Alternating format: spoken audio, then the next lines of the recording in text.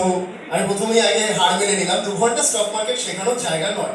হ্যাঁ, এটা করতে পারি যে আগামী দিনে আপনারা এই 2 ঘন্টায় স্টক মার্কেটে হয়তো শুনেছেন স্টক মার্কেটের খুব বদনাম আছে, যে প্রচুর মানুষ লস করে, টাকা হারিয়ে ফেলে, স্টক মার্কেট নাকি জুয়া, মানুষ রাস্তায় বসে গেছে। কথাগুলো ভুল না, কথাগুলো ঠিক। আবার এরকমও রয়েছে স্টক মার্কেট করেই হয়তো পেটের ভাতটা অনেকে জোগাড় করছে, তার মধ্যে আমি, প্রতিম স্যার, মনোজিৎ স্যার, এরকম প্রচুর মানুষ রয়েছে, শুভ। তো আজকে সেই জায়গায় দাঁড়িয়ে আপনারা যারা এখানে এসেছেন, আমি কোথা থেকে শুরু করব, কারণ আমাকে তো যে কোনো একটা জায়গা থেকে শুরু করতে, নির্ভয়ে বলুন বা কোনো সংকোচ বোধ না করেই বলুন, যে কতজন আছি যারা আমরা স্টক মার্কেটে কখনো কাজ করিনি, বাই সেল করিনি, একটু হাতটা উঁচু করুন। তাহলে আমি কোথা থেকে শুরু করবো আমার বোঝা যাবে। খুবই কম দেখছি তো, তার মানে মোটামুটি সবাই করেছে। ইউটিউব। আজকে ভারতবর্ষের বুকে যত ব্যাংক আছে, এই ব্যাংকগুলোকে মনিটর কে করছে জানেন আপনারা? আরবিআই। তাহলে আজকে ফিনান্সিয়াল মার্কেটে যত আজকে কোম্পানি রয়েছে, এই কোম্পানিগুলোকে কে মনিটর করছে? SEBI, security exchange board of India. দেখুন, আমাদের আজকে স্টক মার্কেট শেখানোটা সেকেন্ডারি উদ্দেশ্য, আমাদের প্রাইমারি উদ্দেশ্য হচ্ছে আপনাদের মধ্যে একটা অ্যাওয়ারনেস ছড়ানো, যাতে আপনারা আগামী দিনে কোথাও প্রলোভন বা ভুল জায়গায় পা না দেয়। যার কারণেই কিন্তু আমরা বিভিন্ন জায়গায় এই সানডে করে করে আপনারা দেখতে পাচ্ছেন সেমিনার করছি। তো আজকে দেখতেই পাচ্ছেন সিকিউরিটি এক্সচেঞ্জ বোর্ড অফ ইন্ডিয়ার যে ওয়েবসাইটে আমি গেছি, এখানে যদি ইনভেস্টমেন্ট বলে সার্চ করা হয়, তাহলে ইনভেস্টমেন্ট কিন্তু একটা সেই সেবি দ্বারা স্বীকৃতি পাওয়া একটা ইনস্টিটিউট, যার স্টক মার্কেট শেখানোর সেই অধিকার বা লাইসেন্স রয়েছে। এছাড়াও আরও একটা জিনিস কি, আজকে স্টক মার্কেট কিন্তু আমি আপনাকে শেখাবো বা আমি আপনাকে বলবো আমার যোগ্যতাটা কি আছে, আগে আপনাদের সেটা জানা উচিত। তাহলে আপনারা 2 ঘন্টা কেন সময় নষ্ট করবেন? এবং তারপরে আদেও কি, আমি তো আপনাকে শেখাচ্ছি, আপনারা আমার সাথে সহমত হবেন নাকি বলবেন যে আমি নিজে কি আদৌ স্টক মার্কেটের সাথে যুক্ত আছি, মানে আমি কি ইনভেস্টমেন্ট করি, আমি কি ট্রেডিং করি? কারণ আমি যদি, আর করার পরে বড় কথা হচ্ছে আমি কি সেই জায়গায় প্রফিটেবল জায়গায় দাঁড়িয়ে আছি? আমি যদি না পারি, তাহলে আপনাদেরকে শেখালে আপনাদের মনে হয় যে আপনারা পারবেন? তাহলে সেটাও জানা দরকার কি দরকার না? কি মনে হয়? অবশ্যই কিন্তু সেটা দরকার। তার মানে আপনারা এর পরেও যেখান থেকে, যার থেকে স্টক মার্কেটের জায়গাটা শিখবেন না কেন, আগে কিন্তু এটা বিচার করে নেবেন যে মানুষটা আপনাকে বলছে তিনি কতটা এই মার্কেটের সাথে যুক্ত এবং তিনি প্রফিটেবল নাকি। না হলে কিন্তু আপনি সেই জায়গাটা এগোতে পারবেন না। তো অবশ্যই আমি সেই জায়গাগুলো আপনাদেরকে দেখাবো। আজকে সেবির এডুকেশনাল বডি হচ্ছে NISM, national institute of securities market. তো সেখানে দেখুন আজকে আমি, প্রতিম স্যার যারা রয়েছি, তো আমরা নিজেরা এনআইএসএম সার্টিফাইড, অর্থাৎ এটা আমাদের লাইসেন্স বা এটা আমাদের যোগ্যতা। আজকে আপনাদেরকে আমরা স্টক মার্কেট শেখাতে পারি এবং এরপরে সেশনটা চালু করি। অনেকক্ষণ আপনারা বসে আছেন, কিছুটা শেখাতে লাগি, তারপরে আমরা কিভাবে কাজ করছি কনসিস্টেন্সি ওয়েতে, ধারাবাহিকভাবে, সেটাও আমি আপনাদেরকে দেখাবো। তো সবার মতো একটা এনার্জি আছে তো সবার মধ্যে? চলুন, ভেরি গুড। তো একদম বেসিক থেকে একটু মোটামুটি 10টা মিনিট আলোচনা করি, তারপরে আস্তে আস্তে একটু অ্যাডভান্স।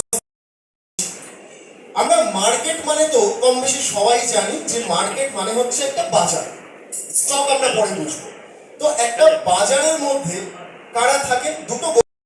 আজকে এই মার্কেটে কারা থাকে না, দুটো গোষ্ঠী থাকে, একটা বায়ার, একটা সেলার, যে কোনো মার্কেট। তাহলে স্টক জিনিসটা কি? এখন যদি সকালবেলা ঘুম থেকে উঠে আমাদের প্রথম কাজ কি? ওয়াশরুম আর ব্রাশ করা। অরিজিনাল কাজটা কি?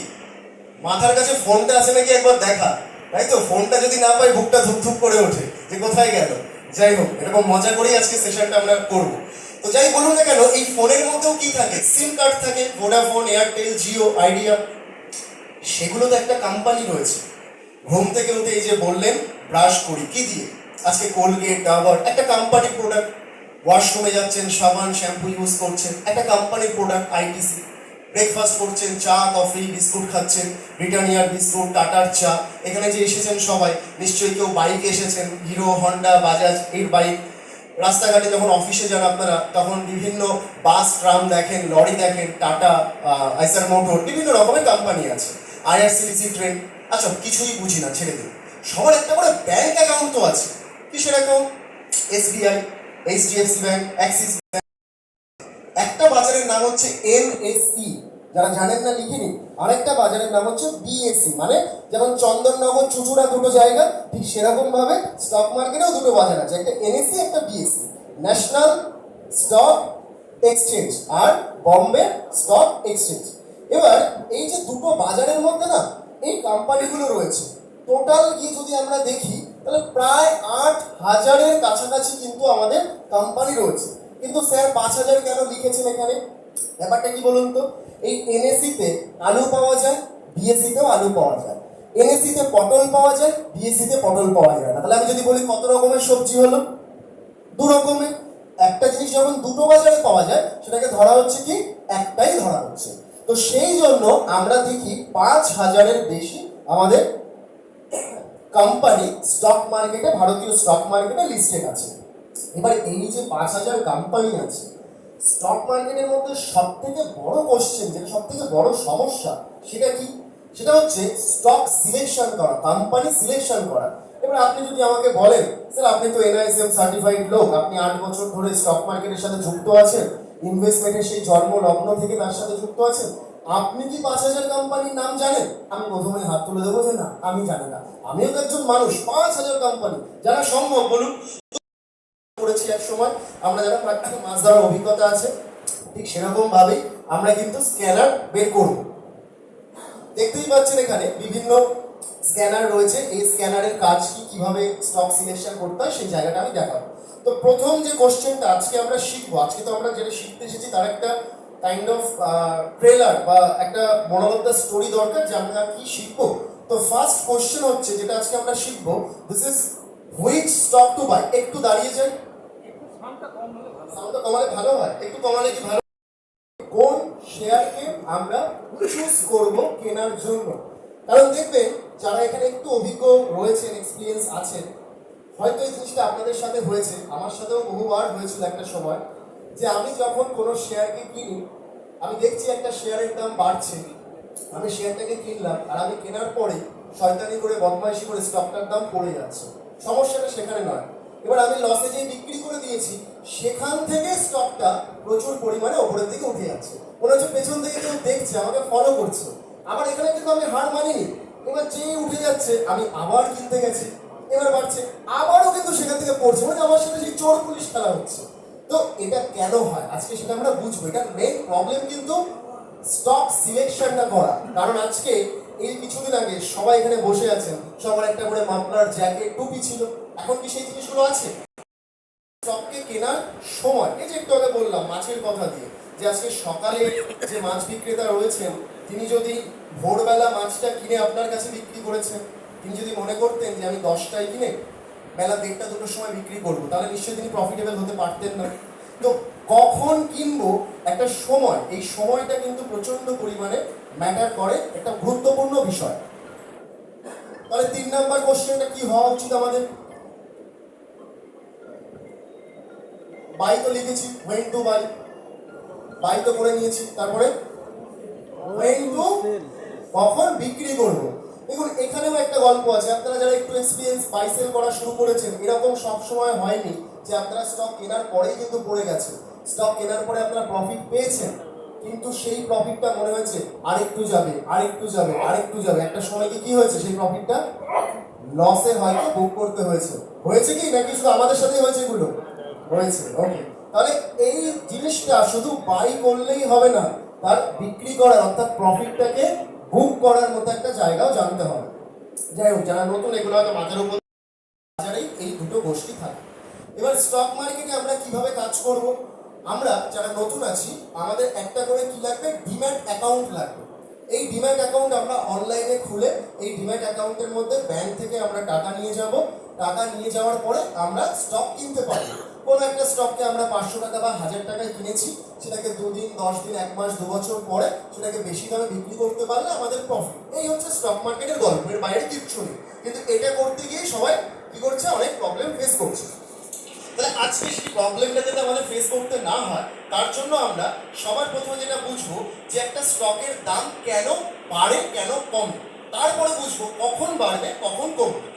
তাহলে এই যে বায়ার গোষ্ঠীরা যখন বাজারে বেশি থাকে, তাহলে সেই সময় একটা সিম্পল জিনিস ভাবুন। আবার ওই মাছ বাজারে ফিরে আসি, যে আজকে যখন আপনি সকালবেলা মাছ বাজারে গেছিলেন, আপনার মতো আরো 50 জন ব্যক্তি ছিলেন যারা মাছ কেনার জন্য গেছেন। তাহলে ওই সময় মাছের চাহিদা বেশি ছিল না কম ছিল? বেশি ছিল। তাহলে যখন কোনো জিনিসের প্রতি চাহিদা বেশি থাকে, এই মুহূর্তে সব থেকে বেশি জিনিসের দাম কি, কিসের দাম বাড়ছে, যেটা আমাদের নিত্য প্রয়োজনীয় জিনিস? নিত্য প্রয়োজনীয় তো সোনা নয়, এভরিডে গ্যাস। গ্যাসের দাম যাই নিয়ে সোশ্যাল মিডিয়ায় দেখছেন না, এখন ঝড় উঠছে। তাহলে গ্যাসের দাম বাড়ছে। কেন গ্যাসের দাম বাড়ছে? কারণ জিনিস যখন স্বল্প থাকে এবং অতিরিক্ত মানুষের যখন চাহিদা থাকে, তখন সেই জিনিসের দাম কি হয়? বৃদ্ধি পায়। তাহলে আজকে স্টক মার্কেটেও কিন্তু সেম জিনিস, যখন চাহিদা বাড়ে তখনই কিন্তু যে কোনো জিনিস বা শেয়ারের দামটা বাড়ে। ঠিক অপরদিকে এবার ধরুন এই যে যারা চিকেন খেতে খুব পছন্দ করে, মানে প্রচন্ড পরিমাণে ধরুন চিকেন খেতে পছন্দ করে, এবার ওই যে কি একটা রোগ হয় না, চিকেনের বার্ড ফ্লু বলে, ওটা হয়েছে। এবার ওটা হওয়ার পরে আর কি আমরা সেভাবে তো চিকেন খাবো? কিন্তু যিনি মুরগির বিক্রেতা রয়েছে, ব্যবসাদার রয়েছে, তাকে তো ব্যবসা করতেই হবে। তাহলে যদি এখন 200-250 টাকা যদি 1 কিলো চিকেনের দাম হয়, সেই মুহূর্তে কি 200-250 টাকা থাকবে? তখন কি হবে? কমে যায়। কেন? কারণ তার কাছে যোগান আছে, সাপ্লাই দেওয়ার মতো জিনিস আছে, কিন্তু ভাই কেনার মতো লোক নেই। তাহলে এক্ষেত্রে আমরা এটুকু বুঝি যে আজকে যখন চাহিদা থাকে জিনিসের দাম কি হয়? বাড়ে। আর যখন কেন? কারণ দেখবেন ষাঁড়ের গুঁতো যে খেয়েছে সে জানে যে শিং দিয়ে এরকম করে কি হয়, ওপরের দিকে তুলে দেয়। এবার ষাঁড় যেমন ওপরের দিকে তুলে দেয়, বায়ারদেরও কাজ যে কোনো জিনিসের দাম ওপরের দিকে তুলে দেওয়া। সেই জন্যই বায়ারদেরকে বলা হয় কি? বুলস বা বুলিশ। কেন? ষাঁড়ের মতোই ওর কাজ, ওপরের দিকে তুলে দেওয়া। তাহলে আজকে সেলারের সাথে কার তুলনা? সেলারের সাথে তুলনা হচ্ছে ভাল্লুকের। ভাল্লুকের থাবা মানে কি করে? এভাবে তো দেয় না, এভাবে মারি। থাবা সবসময় আমরা এভাবে মারি। সেই কারণে সেলারদেরকে বলা হয় বেয়ার্স বা বেয়ারিশ। এবার যদি এখন বন্ধুত্ব করতে বলি, আপনারা কার সাথে বন্ধুত্ব করবেন? ষাঁড়ের সাথে, বুলসের সাথে, না ভাল্লুকের সাথে, বেয়ার্সের সাথে? বলুন ভেবে চিনতে। দুদিকেই তো সমস্যা, যেদিকে যাবো সেদিকেই মার খাবো। তাহলে সেটা তো হয় না। অ্যাকচুয়ালি যদি মার্কেটের কথা বলি, তাহলে আমাদের বায়ারের সাথে আমাদেরকে বন্ধুত্ব করতে হবে প্রথম। সেলারদেরকেও চিনতে হবে, কিন্তু বায়াররা যে জায়গায় থাকবে বা বায়াররা যে জায়গাটায় আছে সেখান থেকেই শেয়ারের দামটা বাড়বে। তাহলে বায়ারদেরকে চিনতে হবে। আবার ঠিক সেম ভাবে সেলারদেরকে যদি না চিনতে পারি, তাহলে শেয়ারের দাম তো ফেলেও দেবে। তাহলে এই বায়ার আর সেলারে একটা কি আছে? এলাকা আছে। আপনার যেমন একটা বাড়ি আছে, এলাকা আছে, আমাদের বাড়ি আছে, আমাদেরও এলাকা আছে। তো ঠিক সেরকম ভাবে আজকে এলাকার জায়গাটা, অর্থাৎ স্টক মার্কেটে কিভাবে আমরা ডিমান্ড সাপ্লাই বুঝবো, স্টক মার্কেটের বেসিক পার্টটা, একটা শেয়ারের দাম ঠিক কোন জায়গা থেকে উঠতে পারে, কখন কিনবো, কখন বেচবো, এই প্রত্যেকটা জায়গা নিয়ে আজকে আলোচনা করবেন। আমিই করতাম, আমার একটু শরীরটা খারাপ রয়েছে, আমি প্রতিম স্যারকে রিকোয়েস্ট করবো, প্রতিম স্যার আসবেন, এসে আপনাদেরকে এই বেসিক জায়গাগুলো বলবেন। এবং তারপরে এই যে হুইচ স্টক টু বাই, প্রথম যে কোশ্চেনটা স্টক সিলেকশন, এটা নিয়ে আমি আবারও আসবো। এর সাথে আমাদের ইন্ট্রাডে, ফান্ডামেন্টাল ভ্যালুয়েশন, বিভিন্ন জায়গা নিয়ে আজকে আমরা আলোচনা করব। প্রতিম স্যারের কোনো স্টুডেন্ট আছেন কি এখানে? কেউ প্রতিম